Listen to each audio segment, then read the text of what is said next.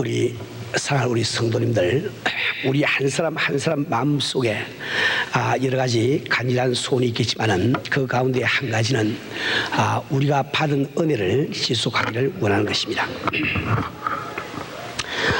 우리가 은혜가 충만하게 임할 때 우리가 느꼈던 영적인 풍요로움, 하늘에서 내리시는 신령한 기쁨, 그런 것을 우리들은 유지해 나가기를 원하고 있습니다. 은혜가 충만할 때 우리가 가지던 그 영감, 기도하면 하늘문이 열리고 주님과 교통하는 그 느낌, 주님 내 속에, 내가 주 안에 있는 그 주님과의 일체감, 성령님이 나의 불기둥 구름기둥 돼 있어 나를 인도해 주신다는 확신에서 오는 안도감, 이런 것들을 우리는 계속 지속하기를 원하고 있습니다. 또 우리 가운데 많은 과거에 은혜 받은 성도들 가운데서 이런 은혜를 내 마음의 소원과는 달리 놓쳐버리고 다시 이것을 회복하기 위해서 몸부림치고 있는 이런 성도들도 있겠습니다.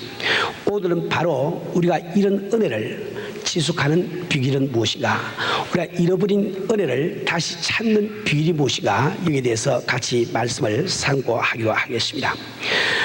이것은 또한 우리가 수고한 모든 열매를 우리 스스로 맛볼 수 있는 비결이기도 합니다.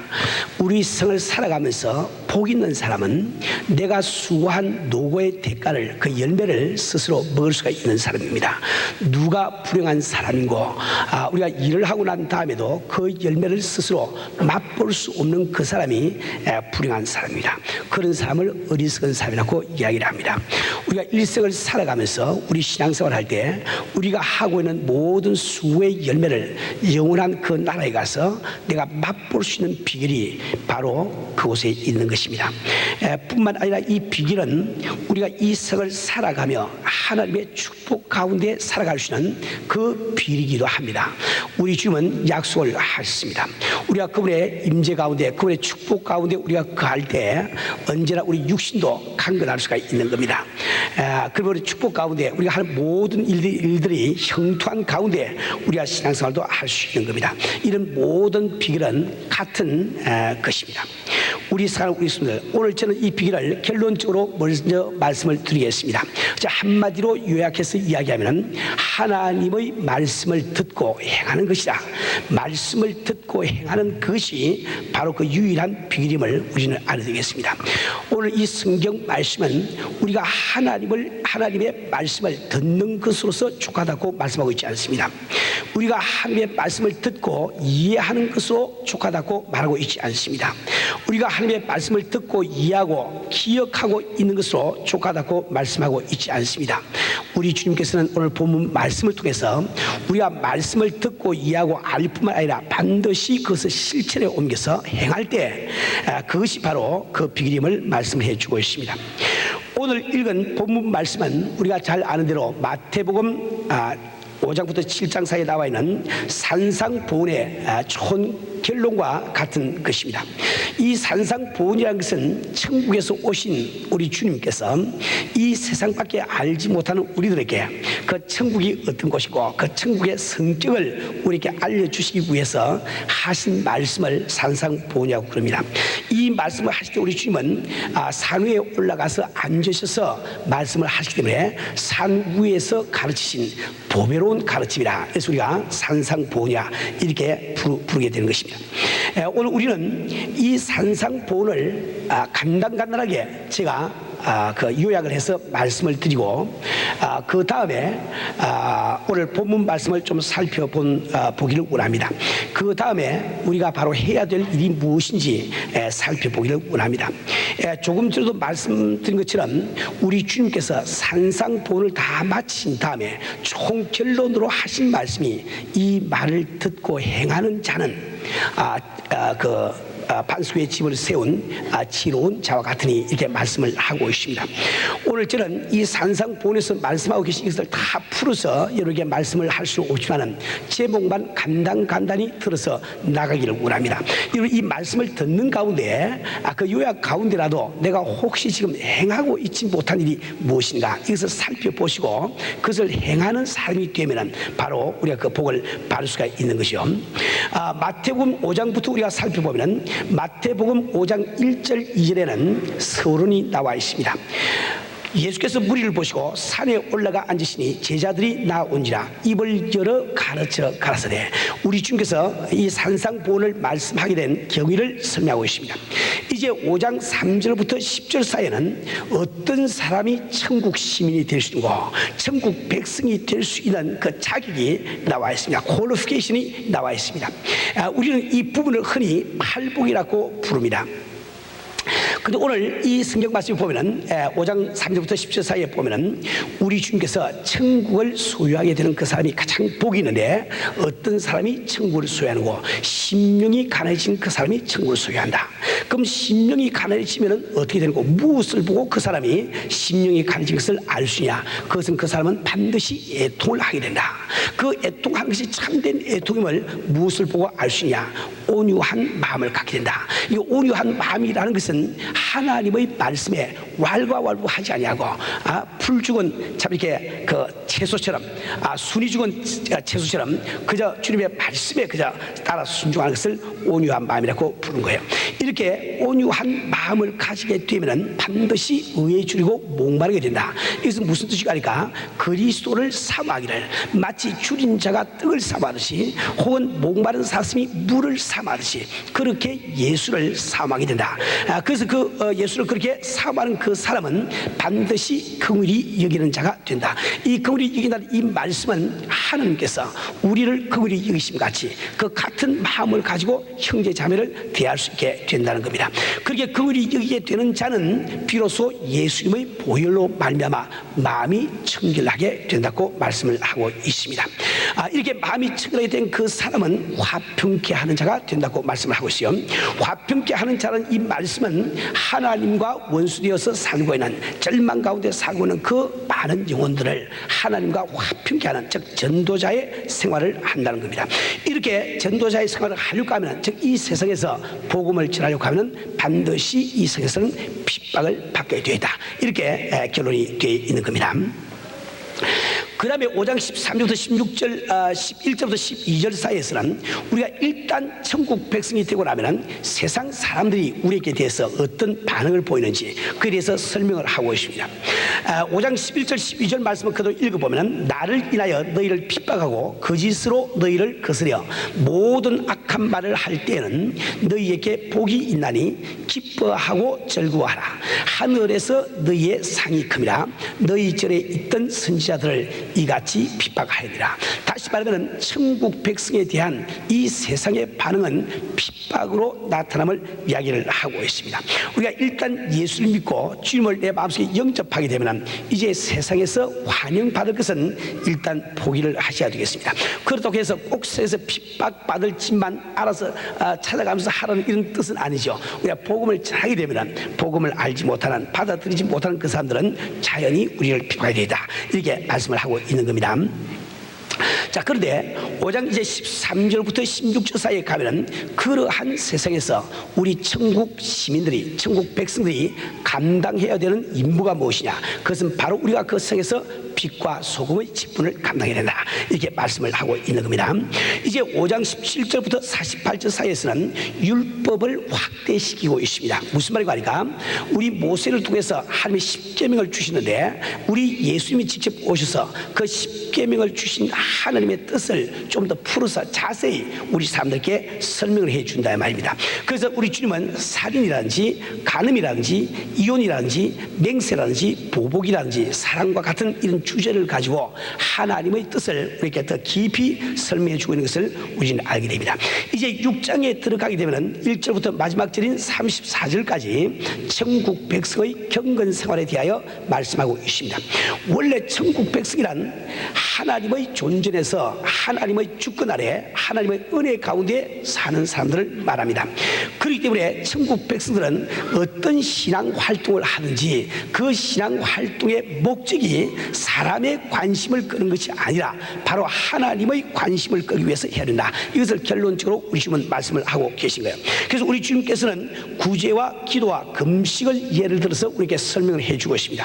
왜 우리 주님이 구제와 기도와 금식을 가지고 말씀하시고 하니까 구제라는 것은 우리 신앙생활 가운데서 내가 다른 사람들을 대해서 할 수 있는 신앙 활동을 대표로 하고 있습니다. 기도라는 것은 내가 하나님을 향해서 하는 신앙 활동을 대표로 하고 있습니다. 금식이라는 것은 내가 내 자신에 대해서 하고 있는 신앙 활동을 대표로 하고 있단 말이에요. 그러니까 이 구제와 그 다음에 기도와 금식이라는 것은 우리가 하는 전 이 신앙 그 활동의 영역을 그 범주를 다 포함을 하고 있는 거죠. 그 다음에 우리 주님께서는 물질 생활에 대해서 말씀을 하고 있습니다. 우리 천국 백성들은 세상을 살아가면서 내가 가진 물질을 어떻게 다루어야 되는고 어떻게 치유해야 되는고 우리 주님 말씀하시기를 내가 일하기 위해서 필요한 생존하기 위해서 필요한 그 만한 물질만 남겨두고 나머지는 너희를 위하여 하늘나라에 너희의 보화를 쌓아두라 이렇게 말씀을 하고 있는 겁니다. 우리는 참 이 문제에 대해서 참 심각하게 한번 다시 생각을 해봐야 됩니다. 우리 많은 사람들은 그저 이 선입견을 가지시고 헌금한다는 것을 마치 하나님 앞에 세금을 바치거나 혹은 교회 세금 바치는 것처럼 생각합니다. 그러니까 마음이 기쁨이 없단 말이에요. 하기 싫은 것을 억지로 하니까 기쁨이 없게 되는 거죠.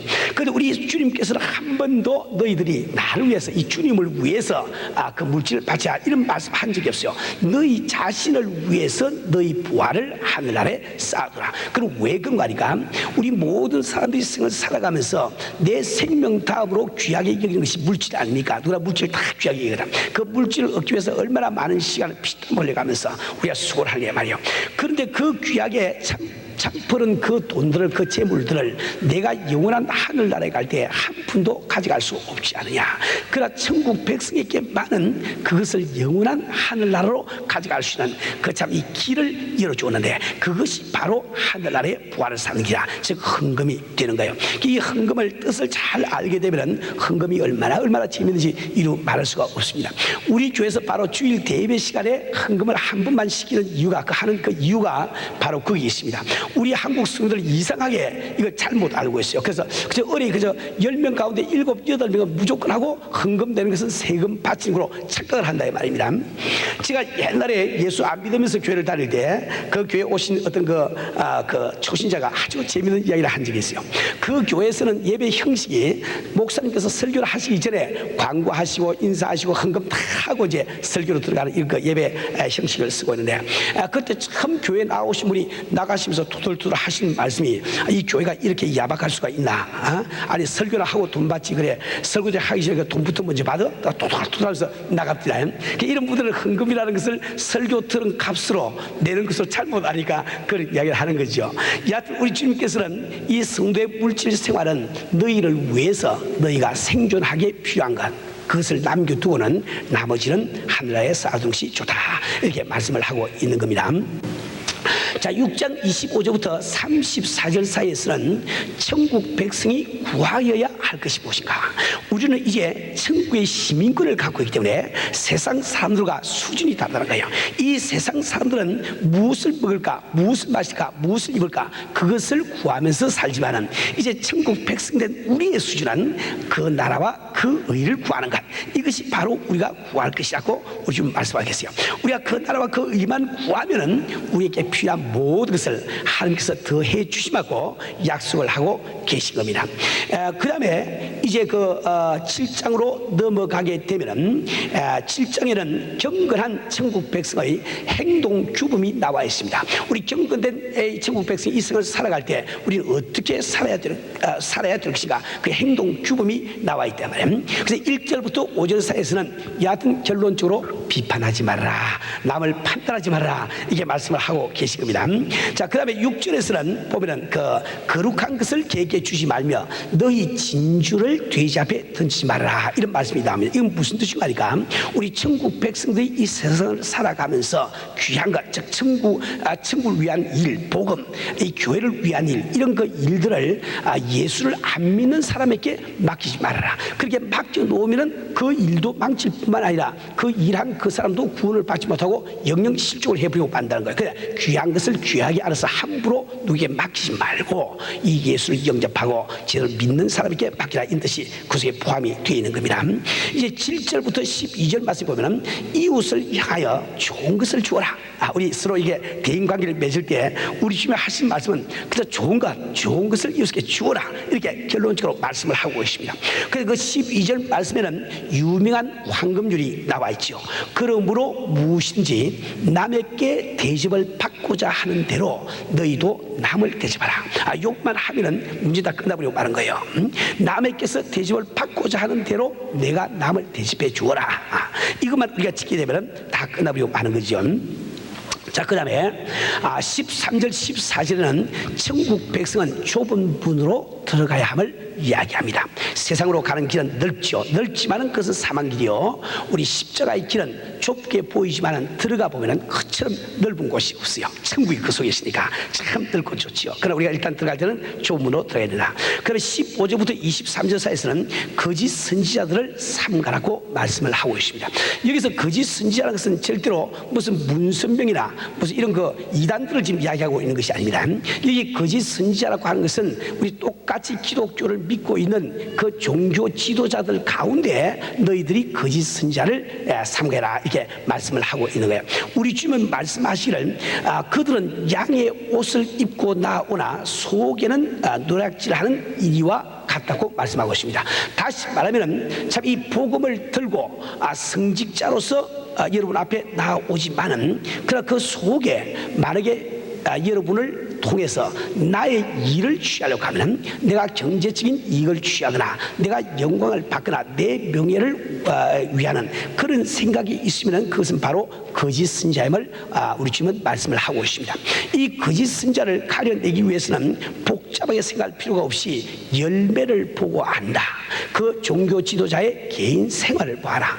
그 생활 가운데 무엇을 구하고 있는지 보면 알고 있지 않느냐, 알 수 있지 않느냐, 이렇게 간단히 말씀을 하고 계시는 거예요. 그리고 난 다음에 이제 결론적으로 오늘 읽은 본문 말씀을 우리에게 주시고 계십니다. 우리가 오늘 이 본문 말씀을 몇 가지를 살펴보고 우리의 신앙생활에 적용하기를 원합니다. 우선 우리의 신앙생활은 마치 집을 짓고 있는 것과 같다고 말씀하고 있습니다. 우리 은혜 받은 성도들이 이 지상에서 신앙생활을 하는 것은 마치 모든 사람이 각자가 집을 짓고 있는 것과 똑같습니다. 여러분, 한 사람 한 사람이 지금 집을 짓고 있는 것과 똑같단 말이에요. 그런데 오늘 이 비유에 나와 있는 주님의 말씀은 우리가 어떤 재료를 가지고 집을 짓냐, 그걸 지금 말씀하고 있는 건 아닙니다. 또 누가 집을 짓냐, 그것도 말씀하고 있는 것이 아닙니다. 주님의 관심은 너희가 기초를 어디에다가 두고 집을 짓고 있냐, 너희들이 지금 신앙생활을 하는데 신앙생활의 기초가 무엇이냐, 여기에 지금 관심을 가지고 우리에게 질문을 던지고 있는 겁니다. 여러분들이 이 말씀을 좀 더 잘 이해하기 위해서는 그 이스라엘의 지리적 조건을 잘 아셔야 되겠어요. 여러분이 아는 대로 이 팔레스타인은 사막지대입니다. 광야입니다. 그렇기 때문에 이 모래들이 많이 있으면서 그 중간중간에 흔히 바위들이 있단 말이에요. 근데 그 바위에 주초를 세워서 그 바위를 주초로 해가지고 집을 지으려고 하면 그 당시 그 옛날에 바위를 깎는 기계가 있겠습니까? 무엇가 있겠어요? 참 힘이 든단 말이에요. 그래서 웬만한 사람들은, 웬만한 이렇게 게으른 사람들은 그 바위 위에 집을 지을 생각을 못 합니다. 그 반면에 여기 큰 바위가 있고 여기 큰 바위가 있으면 그 사이 되는 요 틈 사이에는 바람에 이렇게 우리가 모래도 많이 날리지 않고 있기 때문에 그 모래가 상당히 좀 다져져 가지고 단단하게 돌처럼 거의 돌과 비슷하게 보이는 그런 부분이 있단 말이에요. 그래서 그 사람들은 그 위에다가 집을 짓게 되는 거예요. 그런데 그 집을 지었을 때 여름철에는 아무 상관이 없는데 그 팔레스타인 지역은 우리 캘리포니아처럼 계절이 두 가지로 나뉩니다. 그래서 여름철, 이 봄, 여름이 되면은 건기가 되고 이제 가을철이 들어가서 겨울철이 되면은 우기가 되어버리거든요. 그 겨울철이 돼서 이제 비가 오게 되면은 그거 좀 단단하게 보이는 이런 그 흙들이 다 씻겨져 내려가 버리니까 그 위에 세운 집들이 다 무너져 버리고 만다 말이에요. 이런 그 지리적인 조건을 가지고 우리가 이 비유를 다시 한번 생각을 해보면은, 여러분 지금 두 사람이 똑같이 지금 집을 짓고 있습니다.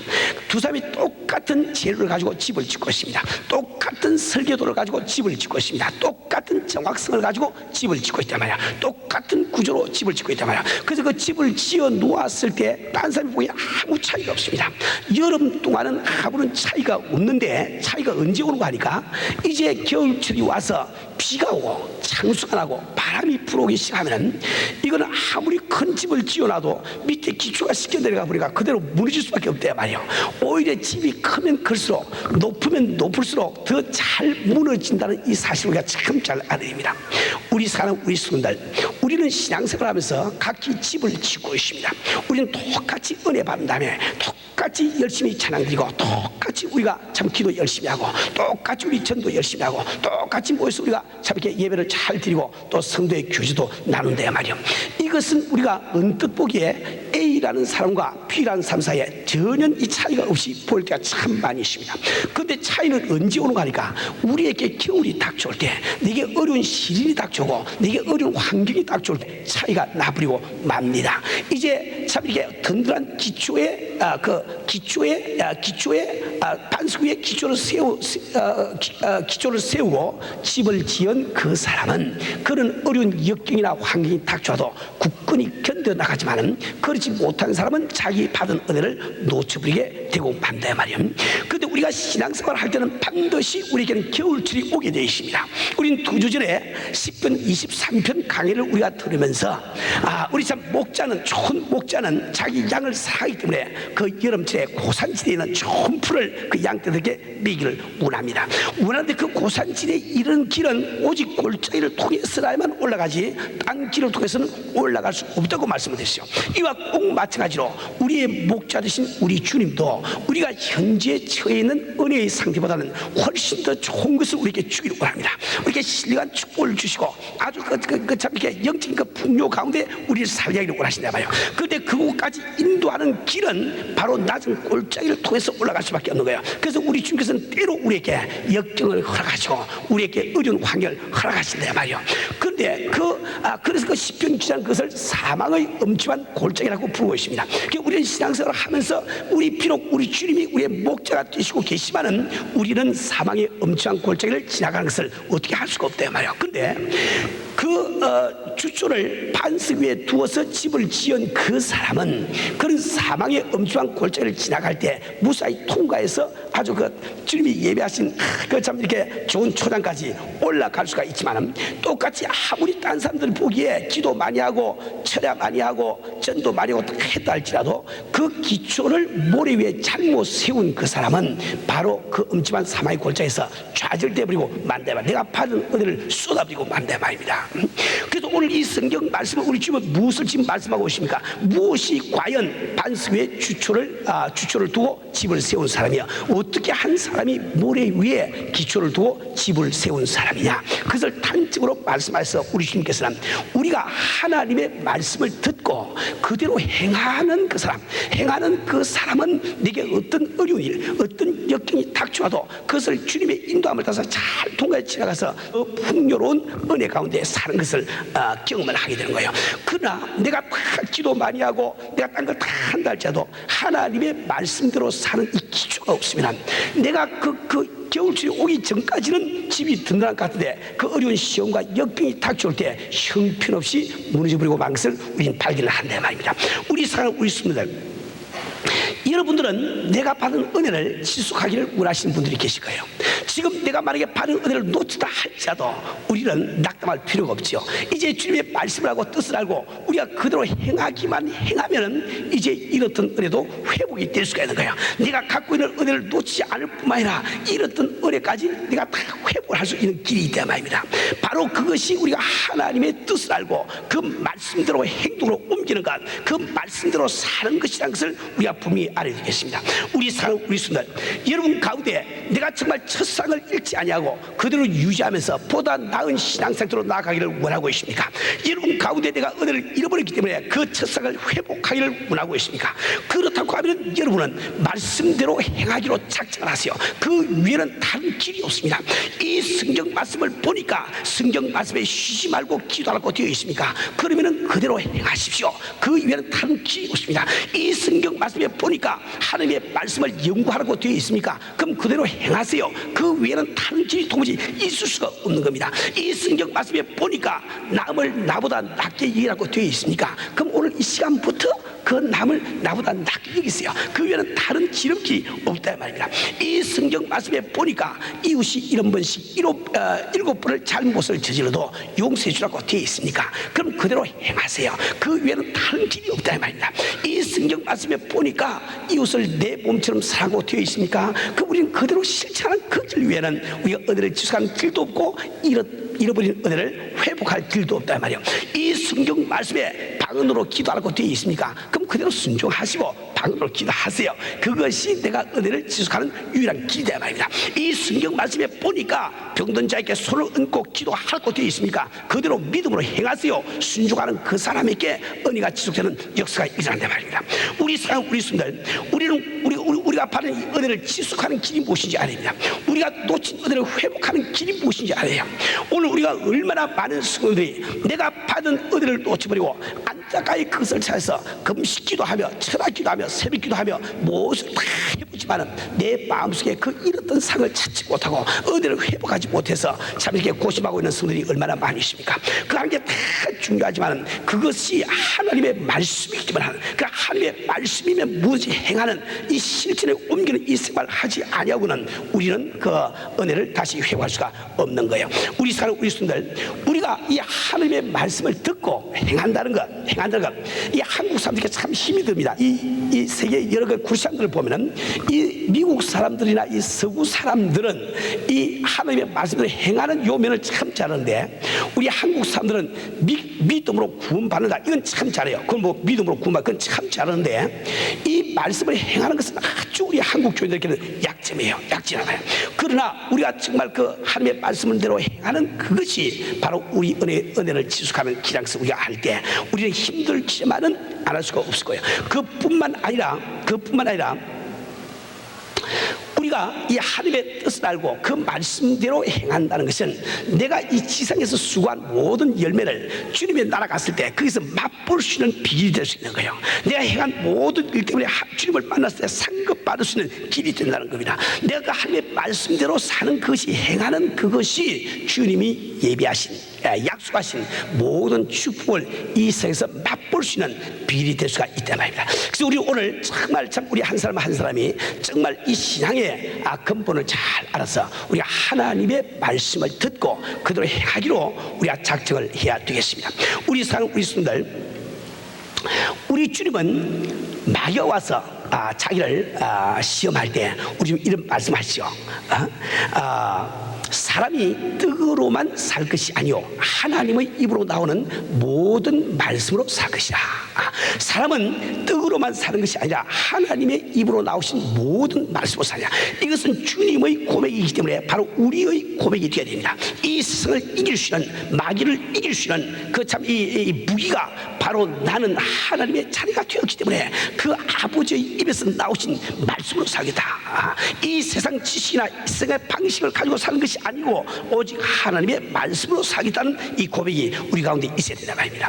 우리 사는 우리 순간 그렇다고 해서 우리가 말씀대로 사는 것이 결코 쉬운 일만은 아닙니다. 그게 쉬운 일 같으면 다 그렇게 살지요. 근데 우리 인간이 하나님의 말씀대로 산다는 것, 그것 좀 힘든 일이 없죠. 이것은 마치 비유컨대 베드로가 하나님의 말씀에 의해, 주님의 말씀에 의해서 무리를 걸어간 것하고 똑같습니다. 그 베드로가 주님께서 내리 걸어오라 이 말씀을 듣고 참 이렇게 물 위에 발을 들였을 때 갑자기 물이 아스팔트로 변해가지고 참 이렇게 그 탄탄대로 활보하고 간 것이 아닙니다. 여전히 물은 출렁이고 있는데 그 위에 팔을 한 발짝 두 발짝 떼고 갈 때 얼마나 마음이 아슬아슬하고 참 조심스럽겠냐 말이야. 우리가 정말 하나님의 말씀을 따라서 생활을 살아갈 때 그와 똑같다는 겁니다. 우리 인간이 하나님의 말씀으로 산다는 것은 비유컨대 갈라진 홍해 사이로 이스라엘이 행진하고 있는 것하고 똑같습니다. 그 홍해가 갈라졌을 때 갈라진 그 물들이 없은 것이 아니라 양편의 벽을 이루고 서 있다고 그랬거든요. 그 높은 물벽에 서가지고 바람에 이렇게 넘어오지 못하고 이러고 있는데 그 밑을 지나가려고 하면 얼마나 간질간질하고 얼마나 아슬아슬했겠습니까? 이것이 우리가 하나님의 말씀으로 산다는 겁니다. 그 하나님의 말씀으로 산다는 것이 절대로 그렇게 쉬운 일만은 결코 아닙니다. 그런데 우리가 한 가지 꼭 우리가 기억해야 되는 것은 우리가 하나님의 말씀으로 사는 것을 위태스럽게 느끼는 것은 우리가 피조물이기 때문에 그렇게 느끼는 것이 하나님의 말씀에 부족하거나 하나님의 말씀에 하자가 있어 그런 것은 아닙니다. 이스라엘 백성들이 참 이렇게 그 홍해를 참 이렇게 건너갈 때 그 200만 명이 넘는 이스라엘 백성이 다 지나갈 때까지 물 한 방울 떨어지지 않는 것을 성경 말씀하고 있어요. 하나님의 말씀은 완전합니다. 내가 볼 때 인간의 이 참 피조물의 한계성 때문에 하나님의 말씀대로 사는 것이 위태스럽게 느끼시는 것이 그대로 살면은 하나님이 책임지시고 뭘 다 이렇게 이루어지냐 말이에요. 그런데 우리 인간은 그것을 알지 못하기 때문에 주님의 말씀에 의지해서 무리를 걸어가기보다는 사람들이 닦아놓은 길 위를 걸어가기를 참 좋아합니다. 여러분들이 이 신앙생활을 하면서 내가 정말 참 이게 주님의 말씀대로 사는 것이 아니라 이 세상의 방식, 세상의 일로 내가 살려고 하는 것이 얼마나 많습니까? 왜 우리는 주님을 섬기면서 참 이렇게 한 푼이라도 돈을 더 모아두려고 애를 쓰냐 말입니다. 왜 우리는 예수를 믿으면서 우리가 더 큰 기업을 만들고 애를 씁니까? 우리는 왜 예수를 믿으면서 더 큰 집을 가지를 원합니까? 여러분들이 주의 영광을 위해서 그렇게 하신 분들 그건 말씀대로 사는 것이지만 많은 성도님들은 그런 뜻으로 하는 것이 아니고 혹시 내가 돈을 세빙 어카운트에 많이 집어넣어 놓으면 내가 위험한 곳에 이를 때 그 돈이 나를 좀 구해주지 않을까, 나를 좀 도와주지 않을까 이 생각에서 돈을 많이 갖기를 원하는 거예요. 내가 참 이 소매 가게를 하고 있지만은 내가 그래서 도매 가게로 바꾸려고 하는 것은 그 기업을 크게 만들어 놓아야 내가 위험한 곳에 이를 때 나를 도와주려고 생각하니까 그렇게 한다 말입니다. 그러나 나에게 겨울철이 다가올 때 내가 가진 집이, 내가 가진 기업이, 내가 가진 그 무엇이 나를 도와주십니까? 절대로 도와줄 수가 없게 되는 거예요. 우리 인간이 볼 때 탄탄대로라고 생각하는 것은 오히려 가면은 사망의 기류수가 많이 있습니다. 내가 보기에 하나님의 말씀에 의지해서 무리를 걸어가는 것 같지만은 말씀에 의지해서 그대로 살아보면은 그것이 오히려 생로로 변한 경우가 참 많이 있단 말입니다. 여러분들이 이 이스라엘 백성들이 홍해를 가는 사건을 이게 보면은 이스라엘 백성들을 그 홍해로 들어가게 할 때 우리 하나님께서 홍해를 갈라 놓으시고 들어가라고 그러지 않았다고요. 모세가 기도하니까 내가 백성들을 명하여 앞으로 나아가게 하고 그때는 홍해가 안 갈라졌습니다. 그러니까 인간의 상식으로 보면은 홍해는 죽음이요, 그건 사망이요, 음부라 말이요. 근데 하나님의 말씀대로 그대로 행해서 들어가니까 음부로 보이는 것이 사망으로 보이는 것이 인간의 판단으로 사망으로 보이는 것이 생로로 변해버리고 말지 않습니까? 그런데 그 다음에 온 애국 군인들은 또 사정이 다릅니다. 그 사람들은 하나님의 말씀 때문에 들어간 것이 아니에요. 그건 자기의 상식 때문에 들어갔단 말이에요. 자기 상식으로 가만히 바라보니까 200만 명이 넘는 이스라엘 백성들이 한 사람도 죽지 않고 다 건너갔으니 이거야말로 탄탄대로구나 이게 생각하고 들어가니까 그것이 사망으로 변해버리지 않습니까? 우리는 정말 인간의 상식, 인간의 방법을 따라서 살고 만듭니다. 우리 지혜로운 우리 성도들은 반드시 주님의 말씀대로 행하는 것을 우리가 배우지 않으면 안 된단 말이에요. 사랑하는 우리 성도들, 우리는 인간의 경험을 토대로 사는 것이 안전한 것이 아니고 하나님의 말씀대로 사는 것이 바로 안전한 것이야. 이걸 꼭 우리 기억을 하길 바랍니다. 우리 사랑하는 우리 성도들, 우리가 이처럼 그 하나님의 말씀대로 우리가 행하고 살기 위해서 다시 말하면은 그 집을 반석 위에 세우기 위해서는 우리가 어떤 조건이 갖추어져야 그대로 살 수 있을까요? 오늘 세 가지만 참고로 말씀을 드리려고 합니다. 여러분 여러분들이 하나님의 말씀대로 행하여 삶으로 말미암아 내 받은 은혜를 지속하고 더 나은 은혜의 상태로 올라갈 뿐만 아니라 내가 수고한 모든 것을 주에 나가서 내가 참 이렇게 맛을 보며 또 이 지상에서도 주님의 축복 가운데 건강하게 형통한 가운데 살기를 원하시면 반드시 하나님의 말씀대로 행해야만 되겠는데, 그렇게 하기 위해서 세 가지 조건이 반드시 필요합니다. 첫 번째 한 가지는 반드시 하나님의 말씀을 알아야 됩니다. 하나님의 뜻이 무엇인지를 알아야 그대로 행할 수가 있는 거죠. 그래서 우리는 성경 공부를 열심히 하면서 이게 그 하나님의 뜻을 알기 위해서 노력을 하는 거예요. 두 번째로 하나님의 말씀은 바로 나를 위한 것이라. 나를 위한 것이라. 이걸 꼭 믿으세요. 우리 사람들은 하나님의 말씀, 이것이 하나님의 말씀이다 이렇게 이야기해도 이것이 나를 위한 것임을 알지 못하기 때문에 자꾸 그대로 행하는 것을 부담스럽게 생각합니다. 근데 하나님은 바로 우리를 사랑하시기 때문에 우리에게 손해가는 일을 절대로 시키지 않습니다. 그분이 하신 모든 명령, 모든 말씀은 바로 나를 위한 것이라. 절대로 우리 주님께서 네가 오른밤을 맞으면 왼밤을 돌려대라 이렇게 말씀하시되, 때린 그 사람 위해서 당신 보고 양보하는 거 아닙니다. 맞은 당신을 위해서 그 말씀하고 있는 거죠. 그러니까 이 성경 모든 말씀은 바로 나를 위한 것이야. 이것을 여러분 꼭 기억을 하시는 거예요. 그다음 마지막으로 자기 자신을 귀하게 생각할 줄 알아야 돼요. 우리는 내게 유익한 것을 알지만은 자기 자신에 대해서 애착이 덜한 사람은 내 몸이 피곤하고 좀 게으름을 부리고 싶으면 유익한 것도 안 하고 맙니다. 어디 학생들이 공부 잘해야 된다, 공부 잘하면 나한테 유익하다, 그걸 몰라서 공부 안 합니까? 그건 다 그걸 알지만은 자기 생애를 귀중하게 생각 안 하는 학생은 공부를 안 하는 거예요. 알아도 공부를 안 하는데 말이에요. 그러니까 우리가 정말 하나님의 말씀을 알고 하나님의 뜻을 알고 또 말씀이 나를 위한 것임을 안다 할지라도 여러분 자신을 귀하게 생각하고 나의 생명을 귀중하게 생각하는 그 마음이 없으면 끝까지 하나님의 말씀대로 행할 수가 없다 말입니다. 우리 사는 우리 순간 여러분 정말 참 주님이 말씀하신 대로 그 기초를 반석에 세운 그 집을 세우는 그 지혜로운 사람이 되시기를 주님으로 축원을 합니다. 정말 여러분들이 우리 하나님의 말씀을 따라서 행함으로 말미암아 우리가 받은 은혜를 지속하고 내가 혹시 은혜를 쏟았다 할지라도 그걸 회복을 해야 됩니다. 뿐만 아니라 우리가 하는 모든 이 신앙생활의 열매를 하늘나라 가서 우리가 맛을 보아야 되지 않겠습니까? 상급을 우리가 받아야지요. 그뿐만 아니라 우리가 지상을 살아가면서 하나님의 축복과 은혜 가운데 그분의 도우신 손길 가운데 얼마든지 우리는 건강하게 모든 형통하게 살 수가 있는 겁니다. 우리 스님들이 한 사람 한 사람이 우리 하나님의 말씀을 듣고 알 뿐만 아니라 행함으로 말미암아 이 귀한 축복 받으시기를 주로 축원합니다.